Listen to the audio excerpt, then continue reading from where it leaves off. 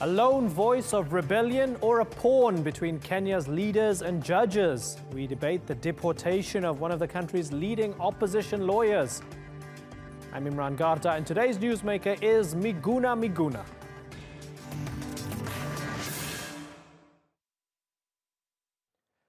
He said his return to Kenya would start the mother of all liberation wars. But Miguna Miguna didn't even get past immigration. Instead, the self-described general of the national resistance movement says he was drugged, beaten and forced onto a plane to Dubai. It's the second time he's been deported. The government says he's trying to disrupt reconciliation talks between President Uhuru Kenyatta and opposition leader Raila Odinga. But the courts say the deportation was illegal. Judges fined both the Interior Minister and the head of police for contempt of court. But is there a bigger game being played here between the government and the judiciary? I'll ask that question to Miguna himself when he joins us on the program in just a moment. But first, this report by Christine Provalakis.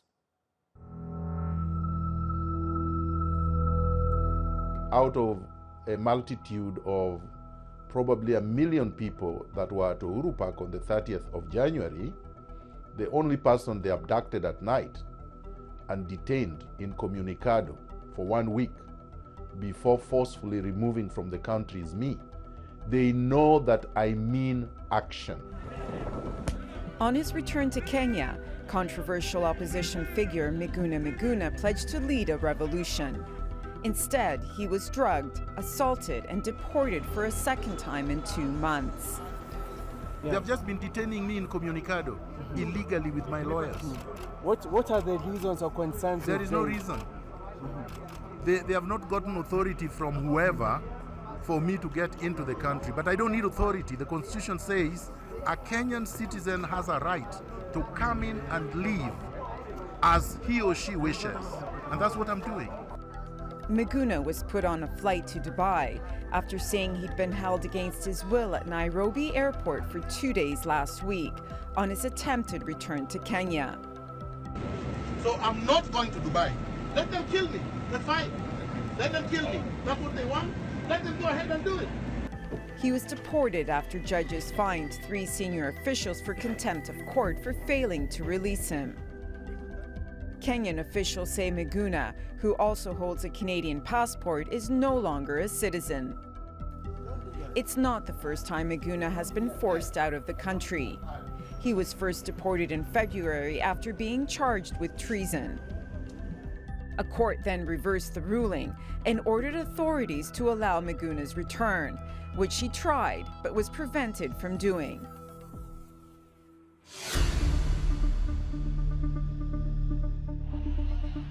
Miguna's troubles began earlier this year after Uhuru Kenyatta was sworn in as Kenya's president. That I will be faithful. Kenyatta's victory in a rerun vote last year set off protests that killed dozens of people and divided the country. What we had on October 26th was not an election. It was not credible. It was not transparent. After disputing the election result, opposition leader Raila Odinga decided to hold his own rival inauguration, declaring himself the rightful leader. He needed someone to officiate the ceremony, and that task fell to Miguna, because he was a lawyer for the opposition coalition NASA. Miguna swore Odinga in front of thousands of supporters, but it came at a cost. He was arrested, charged with treason, and then deported. Miguna has done entirely nothing. He has done nothing entirely, kabisa. Because if at all they were to charge Miguna, it's Raila to be charged. Why are they fearing Raila? Because Miguna was just there just to help Raila in taking the oath. Now Miguna is planning his return once again to lead a campaign against Kenyatta. But with Kenyatta and Odinga agreeing to work towards bringing peace to the country, where does that leave Miguna? Christine Provalakis, The Newsmakers. Well, we're joined now from Toronto by Miguna Miguna, the self-described general of Kenya's National Resistance Movement, or NRM. Miguna, good to have you on the Newsmakers again. For those looking at the situation from the outside, they say, or they'll see, a semblance of reconciliation happening between Uhuru and Raila. It seems as if everybody else is moving on without you. Is that how it is? No, no, no, you are completely wrong. First of all, the NRM has now rebranded itself into National Revolutionary Movement, not National Resistance Movement. And no, you are wrong. Two people meeting and having a handshake and having a secret deal that is only known to themselves does not bind or do not bind 45 million Kenyans who are still suffering under the yoke of tyranny of the Jubilee government and rapacious corruption of the elite of Kenyans. The unemployment situation has not changed. The social rights situation has not changed. The human rights violations that is exemplified by my brutal treatment just a few days ago has not changed. I was not just abducted, assaulted, and dragged and transported unconscious to Dubai. I was brutalized at the airport in the full glare of the media. The media that was recording it live was tear-gassed, clubbed on, brutalized, and chased away.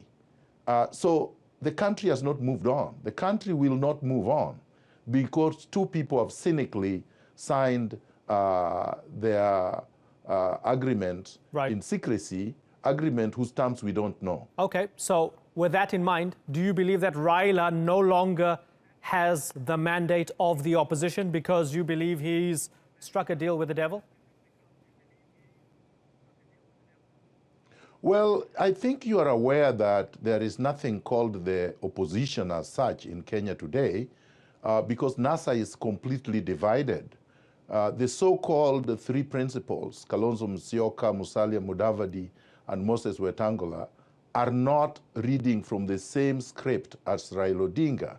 So there is nothing called NASA as we speak. And therefore, once the leader of the so-called opposition goes into bed with tyrants who have stolen an election and killed more than 400 people and are continuing to brutalize Kenyans, you can't speak of an opposition. The opposition is by the patriotic Kenyans who are opposing this slide back into tyranny and authoritarian rule. I don't know who gave the order, but do you suspect that it came from the very top to keep you out of the country and to treat you badly by kicking you out of the country? Yes, this order could only have come from the president himself, and I suspect even those that he has entered into deals with. The reason why I say this is it's not easy for a cabinet minister or a bureaucrat to disobey not just one court order, but 11 court orders. These 11 court orders not only say that I should be released forthwith and that the decision to declare me a non-Kenyan was quashed, the decision to take my passport was quashed, the order was given that I should get a valid passport and my return to Kenya be unconditional, and that I return as a Kenyan-born citizen and not be subjected to the kind of conditions that they were trying to impose on me on March 26th.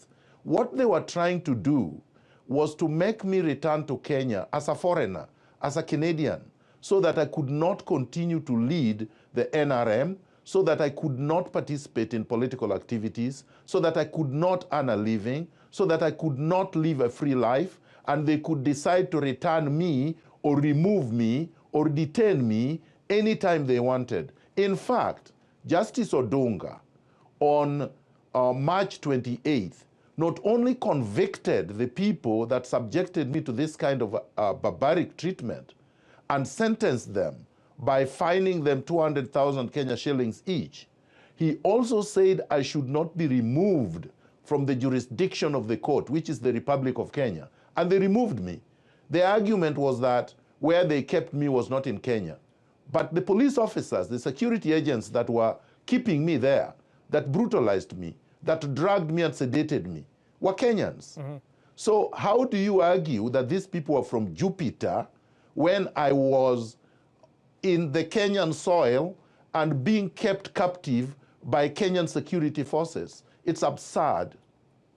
For whatever reasons they might have, whether it's the technical legal reason by saying that you acquired your Canadian citizenship before 2010 and therefore you somehow gave up your Kenyan citizenship, or if it's for political reasons, whatever the case may be, they're trying to keep you out of the country. As things stand, are you going to continue to try to get back into the country and risk a repeat of this happening again? That is a very good question. Today is the 50th anniversary of the assassination of Martin Luther King. What did Martin Luther King stand for? He represented a struggle, civil rights struggle against oppression. He did not give up. He gave his life for it. Nelson Mandela went to jail for 27 years for the same thing. Václav Havel of the Czech Republic went to jail for 5 years for it. Many people have gone through the same experiences. But history underlines this fact. No matter what the oppressors do, no matter how brutal they are, eventually they lose. And in this case, they will lose. The fact is, 10 court orders have said that they are wrong and I'm right. So it's not a question of technicality. Courts of law have ruled in my favor. I will continue on the course for liberation of Kenya. And eventually Kenyans will throw away the shackles of dictatorship. And these people will go down in history as nothing but a shameful experience of the indignity that we've gone through as Kenyans. We will win. I have no doubt about that. Okay, Miguna Miguna, it's been good to talk to you again on the Newsmakers. Thank you very much for joining us. Well, let's get the view from Kenya now. Joining me from Nairobi is Farah Maalim. He's Kenya's former Deputy Speaker of Parliament. Also in Nairobi is Andrew Franklin. He's a lawyer and a security analyst. Gentlemen, thanks so much for joining us on the Newsmakers. Andrew Franklin, let me begin with you. Is Miguna Miguna the persecuted revolutionary that he claims to be? Miguna Miguna is an actual patriot who has been mistreated since the 2nd of February 2018, from when he was dragged away from his home in Rwanda and eventually deported. He is, in fact, a radical. His treatment has exposed the reality of Kenya's legal system, its security infrastructure, and the failure to implement the 2010 Constitution. He is not fronting for the opposition. He is not fronting for anyone. In fact, in many ways, he is now self-actualized. He is in many ways a Samson who's bringing down the temple. Is he a Samson who's bringing down the temple, Farah Maalim? Big claim. Well, Miguna has been in active radical politics from his student days. You have to understand this man is somebody who had to leave, to run away from his own country because he was going to be detained as a young student in the University of Nairobi many years back. So he has maintained what I would call those radical views, and is a patriot, exactly as my friend says. And he is indeed, yes, he is hell-bent on seeing to it that there are changes in this country. There's no doubt about that. And he is not a politician in the sense of the name politician, because politicians in Kenya for many years have doubled up both as being businessmen as well as politicians. But Miguna Miguna is somebody who was prepared to give up everything he had in Canada to come and fight for nothing here without expecting anything in return. So you could safely say he's a revolutionary, except he's not into any armed, or violent efforts to overthrow a state. Andrew, he claims that this is a secret deal between elites when he looks at Raila and Uhuru Kenyatta shaking hands at Harambee House. Everybody else sees it as politics of engagement and taking the sting out of potential chaos in the country. He sees it as some sort of double dealing by the elites, ignoring the masses.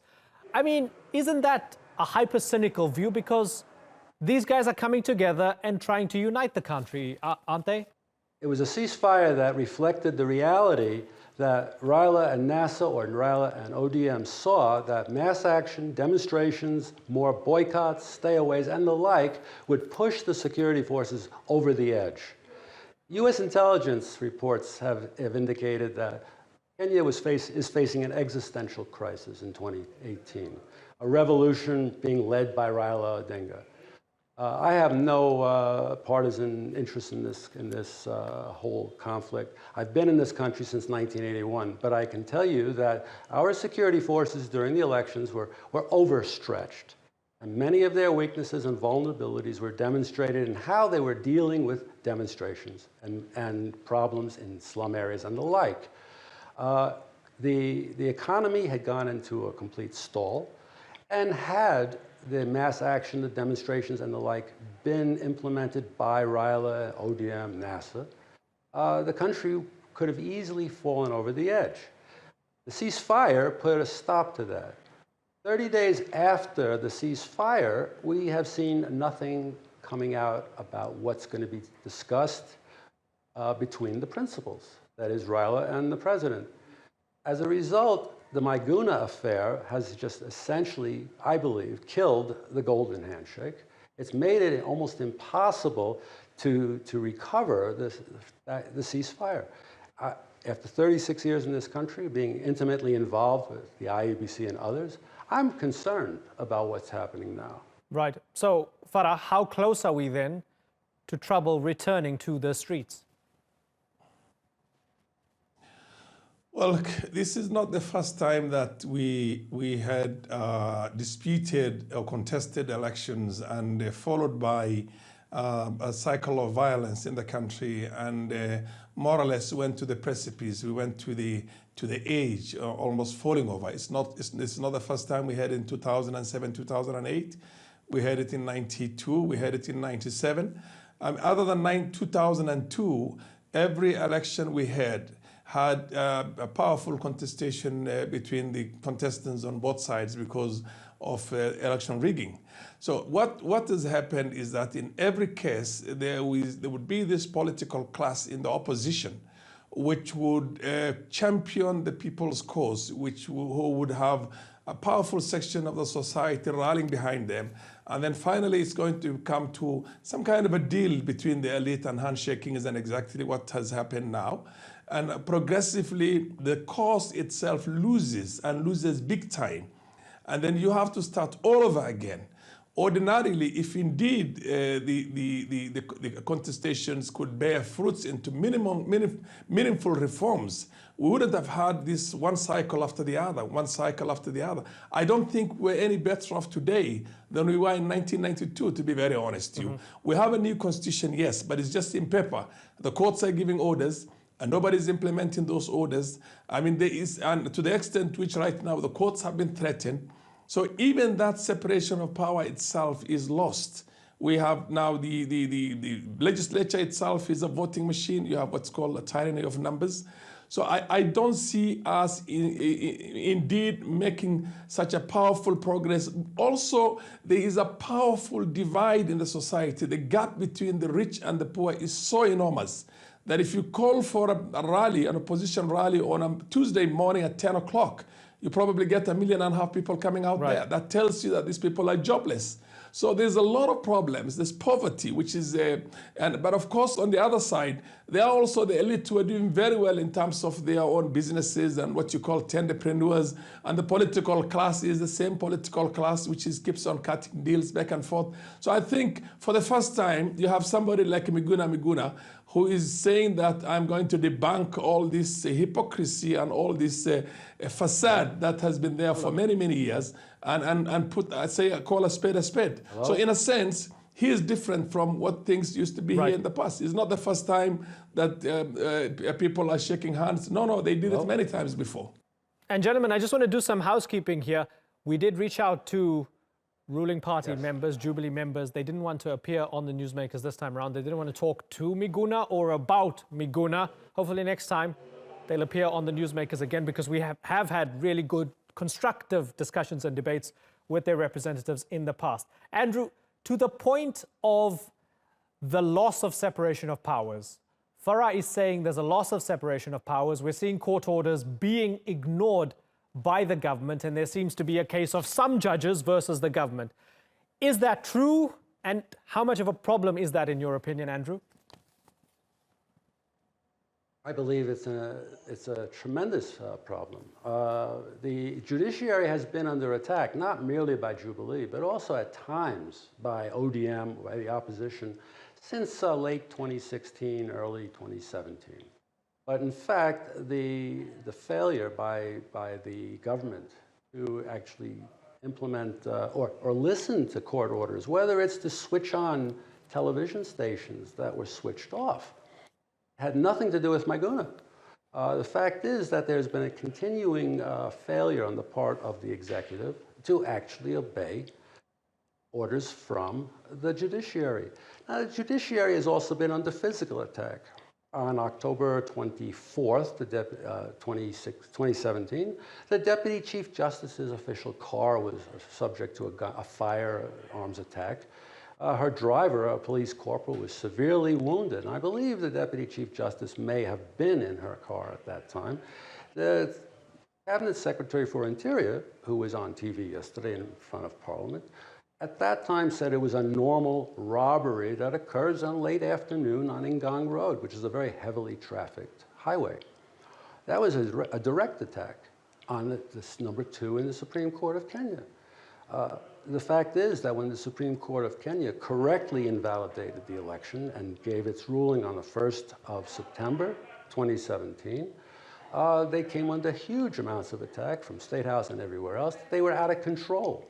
They were out of control. Mm-hmm. So this has been essentially a dismantling of the third arm of government, which indicates again that the 2010 Constitution is not being implemented. So with all of this in mind then, Farah, is the NRM, the former National Resistance Movement, now they call themselves the National Revolutionary Movement, are they a necessary nuisance to keep the government honest at this moment in time? Well, I don't know. I don't know how much of like-minded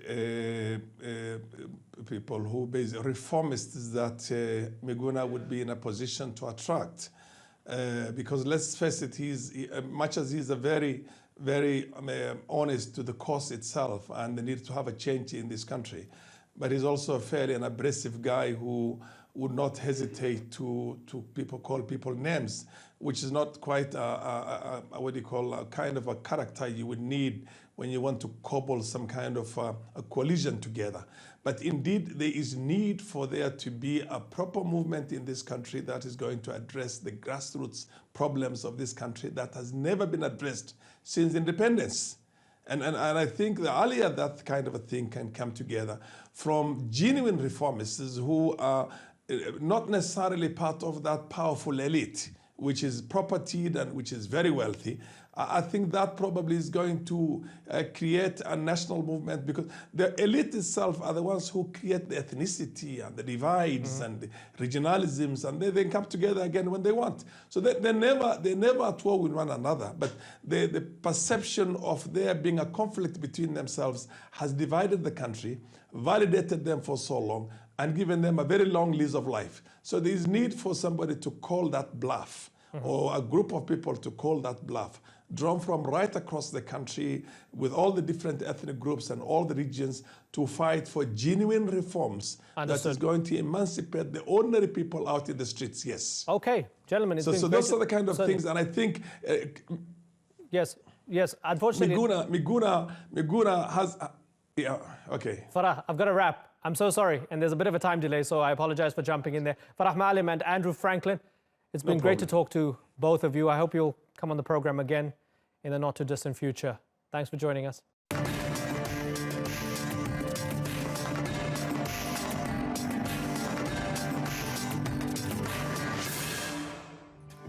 Still ahead on the Newsmakers, the subject of the world's most popular podcast may get a new murder trial. After serving 18 years in prison, could Adnan Syed be innocent? And we look at how race relations in the United States have changed 50 years after the assassination of Martin Luther King Jr.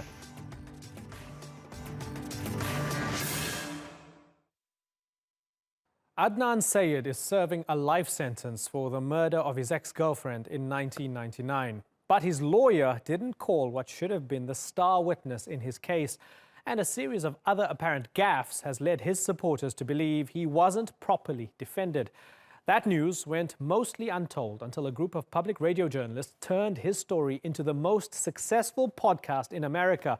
The possibility that he was innocent led to a public uproar, and a Maryland court has now ruled that Syed should get a new trial.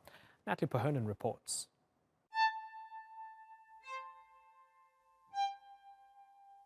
True crime stories have long captivated audiences, like the closed murder case of Baltimore teenager Hae Min Lee, which became part of a whodunit podcasting phenomenon called Serial. The cause of death was manual strangulation, meaning someone did it with their hands. A couple weeks after that, so 6 weeks after she first went missing, Hae's ex-boyfriend, a guy named Adnan Syed, was arrested for her murder. He's been in prison ever since. Syed's story was brought to the attention of Serial's producers by family friend Rabia Chaudry. Lee and Syed were both students at Woodlawn High School when she went missing in 1999. In 2000, Syed was convicted of kidnapping and murdering Lee. He was sentenced to life, plus 30 years in prison. He has always maintained his innocence.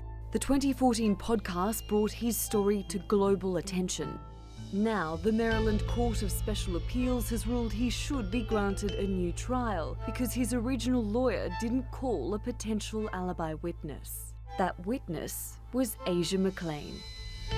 We were pursuing the alibi issue, but we were unable to locate our alibi witness.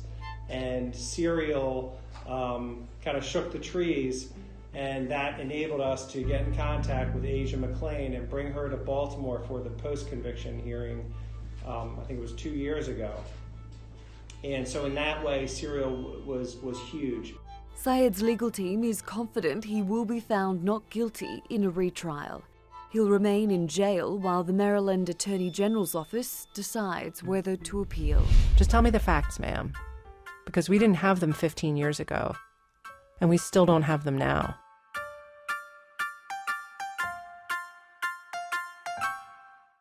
Well, joining me now from the American state of Maryland is Rabia Chaudry. She's Adnan's friend, and she was just mentioned in Natalie's report, of course. She also went on to write the book, Adnan's Story. Rabia, great to talk to you on The Newsmakers. Are you confident that there will be a new trial because prosecutors have some time to appeal that decision by that court? I'm actually not confident. I don't think the state will decide to go to trial. I'm a lawyer myself, and I know how difficult it would be for them to win a new trial. So I think their strategy will be to keep filing appeals as long as they can. And then when they run out of appeals, they will try to make some kind of a deal. Okay, so let me ask you this question in another way then. Do you feel that if he was given a fair trial, he would be exonerated? Absolutely. Why? Unquestionably. There is absolutely no evidence really against him, and in the most recent opinion that was issued last week by the second highest court in Maryland, the court actually said the same thing. They wrote 2 paragraphs about how there's nothing connecting him to the crime except for one very poor witness who has changed his story about 12 times. If you have no forensic evidence, you have no eyewitness testimony, you have no video evidence, there's nothing to connect him to the crime. In fact, the state even argues they're not even sure where she was killed, how she was killed, what time she was killed. They just have a witness that they forced. By the way, the police forced this witness to make false statements over and over. And these same police officers are involved in numerous cases where they did the same thing to other people. Okay. Having followed this closely for a long, long time, do you have any idea who else might have killed the victim, Hae Min Lee? You know, I have a very strong suggestion as to where the police should reopen the investigation. I cannot say who killed her for sure, but if I were to reopen the investigation, I would start with her boyfriend. She had a boyfriend at the time she was killed. Adnan was not her boyfriend. and there are many problems with his story. And they never tested him. They never took any forensic samples from him, his hair, his DNA, his fingerprints, nothing to test against the evidence. I would start there. Okay, in a minute, I'm going to go back to some of the details over, guilt or innocence. But I want to step back for a second and ask you about Serial and the fact that this podcast had immense popularity around the world. Would we be having this discussion now, and would Adnan be facing the possibility of a new trial if it was not for that podcast? No, not at all. We could not have come this far without Serial. Serial was responsible for making people care about Adnan, for making the courts pay closer attention to him. Serial is responsible for dozens of people helping us, investigators and lawyers that we didn't have before, and they're the reason we raised hundreds of thousands of dollars for his appeals. Okay, and Rabia, now I'm not here to debate his guilt or innocence. I don't know enough. I've just done some reading. I've read what the prosecutors have said. I've read what came out of the court case. Now, for example, what came out of the conviction was that there were cell phone records that pinned him in the location of where, I guess, she was killed or found, and we had the testimony of Jay Wiles. The prosecutor, Kevin Urick, said, quote, "It was pretty much a run-of-the-mill domestic violence murder." What would you respond to that? This is the same prosecutor who told their star witness that I will prosecute you for murder unless you become a witness against Adnan. Now, if you are confident in your case and you really think that Adnan killed this girl, why would you threaten to prosecute somebody else? This is a prosecutor who has a record of hiding evidence, of playing dirty, and he's not alone. The Baltimore Police Department and District Attorney's Office has had decades of corruption and misconduct issues. Thankfully, a lot of it is coming to light nowadays. There's absolutely nothing connecting. Adnan's cell phone pinged towers that cover a huge area, including his school, his mosque, his house, all within the same range. And what they did was they took the cell records, they put it in front of this witness and said, now you have to give us a story that makes sense with these records. On top of which, this witness actually had Adnan's cell phone most of the day. Adnan did not have a cell phone with him. Adnan did not have a car. Adnan was at school, and he was seen at school by many people. He was sitting in the library with an alibi witness. This prosecutor is the same person who told that witness, do not come and testify for this man. Not even a man, he was a 17-year-old boy at the time. And this was a prosecutor who over and over again told the court Adnan's religion and ethnicity are factors, that this was an honor killing. He did it because he's a Muslim man. Adnan's religion and ethnicity was mentioned 300 times in his trial against a 17-year-old. That is unconstitutional, it is immoral, and it is wrong. It's because they didn't have a case. And so his ex-defense attorney didn't follow up with the alibi witness that could have sort of exonerated him. But then the question is, okay, well, just because the defense screwed up, it doesn't necessarily mean that the man is innocent, right? Well, I don't know. If somebody is saying, I was sitting with him in the library when this girl is being murdered, it kind of sounds like somebody screwed up. What would your lesson be, or your message rather, be to those who feel that this is just kind of identity politics? It is a run-of-the-mill domestic violence murder, as the prosecutor says, but ultimately, just because he said all of this stuff about Muslims or honor killing and so forth, you're making it into a crusade to defend a minority Muslim man against an unjust system. No, after I've worked on Adnan's case for 19 years because I've known him since he was a child. But after Adnan's case, I worked on about a dozen other cases with my team. And you know what? This is not a run-of-the-mill domestic violence case. It is a run-of-the-mill wrongful conviction case. What happened in Adnan's case, you see over and over again. And I'll give you an example. The West Memphis 3 case from the 1980s, 1990s. 3 young white boys were convicted of the murder, wrongfully convicted of the murder of 3 little boys. And you know what they used against them? They said that they were Satanists. They didn't have evidence. So this is not uncommon for prosecutors to say, well, we don't have actual evidence. What can we prove? So they play the identity politics. We did not bring in his identity or his religion or his ethnicity into the case. They did. And you cannot make the argument on one hand that his religion had nothing to do with this, but then you are the one bringing his religion up over and over again. They had to do that because they had to create an atmosphere in which the jury said, Well, maybe it has something to do with his belief system. They did this with the West Memphis Three. For 19 years, those 3 young men languished in prison because the prosecutor convinced the jury that they were Satanists, that they worship Satan, so they killed these children, against all the forensic evidence. So this is a run-of-the-mill wrongful conviction case. And I can't tell you how many people who have been wrongfully convicted and exonerated have come forward to us and said, this case is so much like my case. Right. Rabia, tell me, since you know him, and you've known him, as you say, for such a long time, since he was a young boy, what kind of man is he? Adnan is the same kind of man I knew. There's a reason I have stuck by him this long, and there's a reason people stick by him, because he is an incredibly kind and generous and gentle person. I get angry about this case. I get angry about the people. And, you know, to this day, he's never said anything terrible about anybody in this case. He has spent 19 years in prison since he was 17 years old. In 19 years, he's never had a fight in prison. He is that averse to conflict and violence. People have terrible fights in prison. Prison is a very dangerous place. He has never once had an altercation in prison. And again, this is also a very common theme amongst the wrongfully convicted. You'll find most wrongfully convicted people will have very clean prison records because they're not criminals. They never were. Okay, and circling back to the very beginning, because you said you're not confident that he's going to get a fresh trial.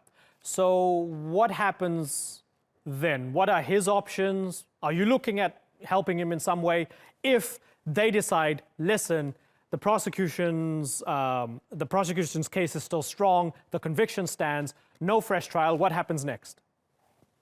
There is no conviction anymore. His convictions are gone. He is like somebody who is right now presumed innocent and is facing charges, like he just got arrested. There's no convictions anymore. He's not a convicted anything anymore. If the prosecution says, you know what, we actually do want to go back to trial, we would welcome it. Okay. We will destroy them.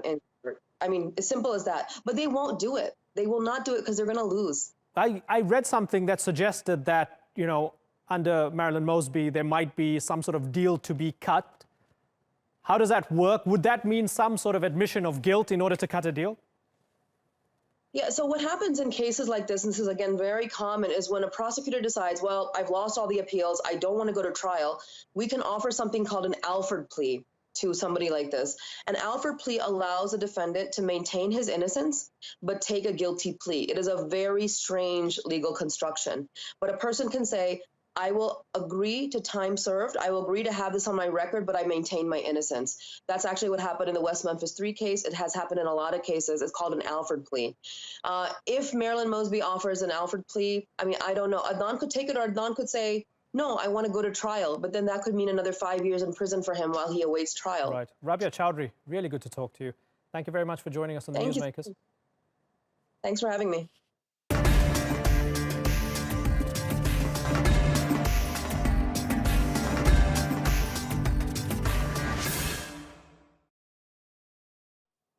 He is an icon of America's civil rights era, and Wednesday marks 50 years since Dr. Martin Luther King Jr. was assassinated. Many say he sparked the movement that has evolved into the activism of Black Lives Matter today. In a moment, we'll debate if they're fighting the same discrimination King faced in the 1950s and 60s.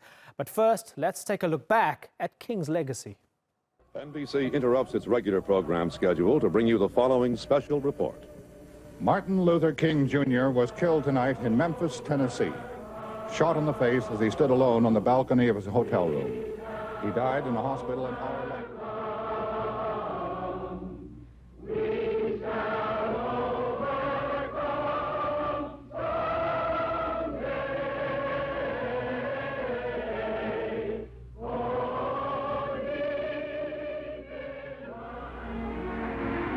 The crowd assembled around the reflecting pool before the Lincoln Memorial occupies every inch on the lawns and under the trees.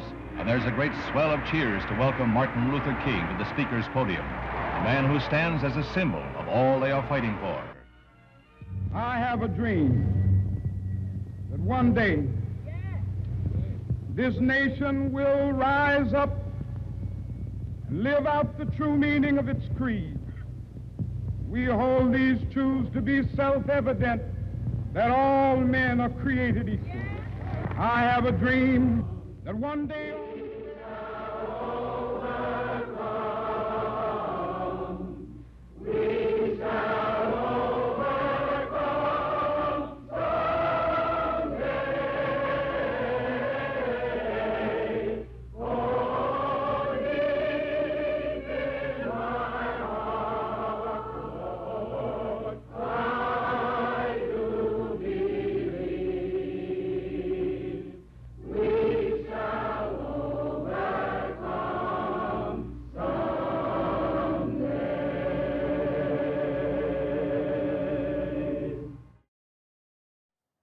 Well, to discuss this, I'm joined from New York by Black Lives Matter activists Zeli Imani. And in Reading, in the UK, we have Mark Shanahan. He's a lecturer for politics and international relations at the University of Reading. Gentlemen, thank you very much for joining us. Zeli, if I can begin with you. As a foreigner who had a kid in the first grade in public school in the US, I remember the way she was taught civil rights history in the United States was essentially Abraham Lincoln freed the slaves, and then a little bit later on, Rosa Parks sat on a bus, and a little bit after that, Martin Luther King Jr. gave a speech, I Have a Dream, and a little bit after that, Barack Obama became the president of the United States, and everything was kind of much improved, right? I wonder, is the way Americans are taught their history and the way they commemorate and remember the likes of Dr. Martin Luther King Jr. part of the problem? I definitely think it is part of the problem because, as you mentioned, we're only given a small portion of the history of Black people in America, and we're only given a portion about how things actually were able to materialize in the civil rights movement. We don't know, the kids don't know about the struggle. They don't know about how protests were actually organized or how they were sustained. They really don't know too much about these icons and the heroes and what are the things they had to endure and what are the things that they actually championed for and actually things they actually fought for. Mm-hmm. Mark Shanahan, was Martin Luther King Jr. one part of a collection of influences when we talk of civil rights, or was he that one moral symbol and the one man you could sort of use as a symbol to absorb all the other influences within? He was one among many, but what made Dr. King different was his insistence on peaceful protest and also the fact that he was such a fine orator, that he didn't just appeal to one community, but that he got black and white working together, that he appealed to liberals and was actually able to convince some conservatives that the time for change was really there, and did it without raising a hand, without condemning others. So while he stands alongside the likes of Malcolm X and many others, he just has that little bit of head and shoulder room above the others that makes him so special and makes him remember him so clearly 50 years on. Mm-hmm. So, Zeli, if he was born, I don't know, half a century later, and if he was around in this era, would he be mainstream or would he be marginal? How would authorities view him today? I think that's a really interesting question because if you look back into the times of Martin Luther King, he really wasn't that popular, especially around the time of his death. His approval ratings were extremely low, especially after he came against the Vietnam War. So when we talk about the legacy of Dr. Martin Luther King and how it's been extremely whitewashed, yes, now we are celebrating the legacy and the memory of Dr. King, but we have to always remember it wasn't always like that. Mm-hmm. Would he be a supporter of Black Lives Matter? I think he would definitely be a supporter of the Black Lives Matter movement because it's continuing the legacy of him as well as the civil rights movement. We're still fighting for the very demands that he was fighting for and so many other people were fighting for, to be free from racial violence and police violence and have access to resources that could create thriving, sustainable communities. Yeah, so Mark, what does it say about the United States in the year 2018 that people are still saying, well, Dr. King's legacy not only lives on as something we can remember, but it's something we actually still have to implement today because we're facing some issues that are very similar to what he was fighting against. What does that say? Absolutely. I think it's quite a damning indictment that you've got a white, middle-aged, middle-class professor standing here talking about it, that 50 years on, there still is that variation, and there is not equality in education, there is not equality in economic opportunity, there is not equality in housing. And you have a United States that is fragmented and is as divisive as it was back in 1968. I think Dr. King definitely would be a supporter of Black Lives Matter, but what he might have brought to the movement is that sense of coherence that would draw it all together and make it even more powerful for this age. So I wouldn't write him off. I wouldn't even say his reputation has been whitewashed over the years. I think he is still a very, very powerful figure, and possibly apart from Barack Obama, no one else has risen from the community in the same way. Okay, so that's an interesting point. So Zeli, is what is needed right now, that sense of coherence and that charismatic individual, a la Dr. King, in order to galvanize Black Lives Matter, for example. That's the point Mark's making. I think with the Black Lives Matter movement that we didn't necessarily have a central leader.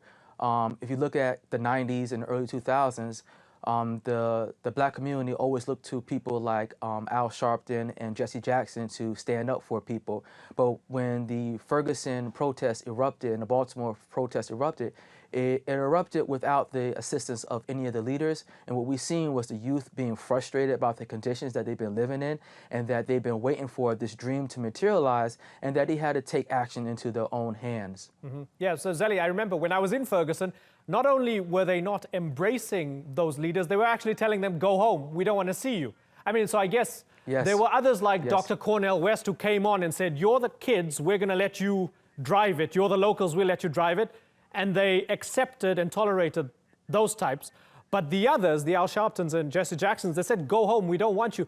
What does that say about lack of leadership, I guess? Or does that say that we're just waiting for the kind of maturation of some of these protesters and activists from within these communities to rise up? I think that a lot of times people like to place leadership onto the Black community. And one of the other things that's very important that I think that we as a community have noticed is that once you have this one central charismatic figure, it's very easy for the government or any other person who wants to promote racial violence to pick off that particular person. Mm-hmm. We've seen that happen in the civil rights movement with the assassination of Dr. King, and we've seen that happen with the Black Power movement when so many of the Black Panthers were targeted and killed and jailed because of their responsibilities and because of their actions. So we're trying to right now have more of a decentralized movement instead of a centralized movement. Mark, historically, never mind the fact that the man was assassinated, we also had these revelations come out not too long ago that the FBI had blackmailed him, sent him letters, related to affairs that he might have had, saying, we've got all this dirt on you, you might as well kill yourself, and so on. What lesson can we draw from that the authorities at that time would go to such lengths in order to try and neuter an extremely moderate voice? Does it ever change? Authoritarianism existed then as it exists now, whether it is through Trump's America or in many other parts of the world. The fact that he was a peaceful protester who was charismatic and galvanized a movement around him is hugely unsettling to those in authority who maybe want to keep the status quo. So maybe Dr. King has a message for the United States, for many other regimes beyond the United States. That is uncomfortable for them to bear, but needs movements such as the one we've been talking about in this conversation to rise up more, to be more than just built around one person, and to have a real impact around change. Zeli, for those who would look at America from the outside in and go, okay, so we see the incarceration statistics, we see the disparities in income, poverty, housing, police killings disproportionately targeting Black people particularly. But at the same time, there aren't really laws on the books that are discriminatory. Would it be fair to make the conclusion then that it's a culture of racism that enables all this other stuff that's happening? It's a mixture of things because there are policies that even if they don't explicitly say, lock up or target Black people, they're explicitly targeting Black communities and Black individuals, especially those that are in the most marginalized and victimized communities.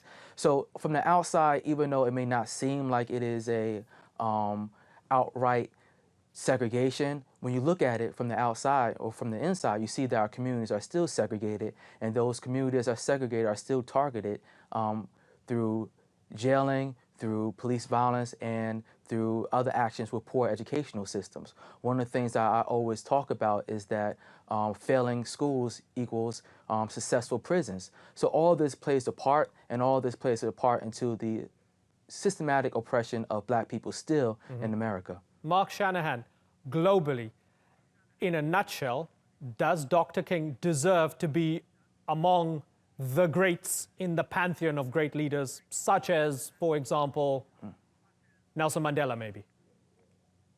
He's there with Mandela, he's there with Gandhi.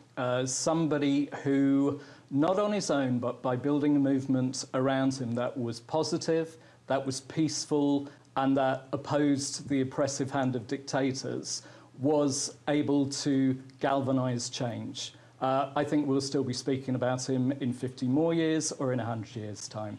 Okay, Zeli Imani and Mark Shanahan, it's been a pleasure talking to both of you. Thank you very much for joining us on the Newsmakers.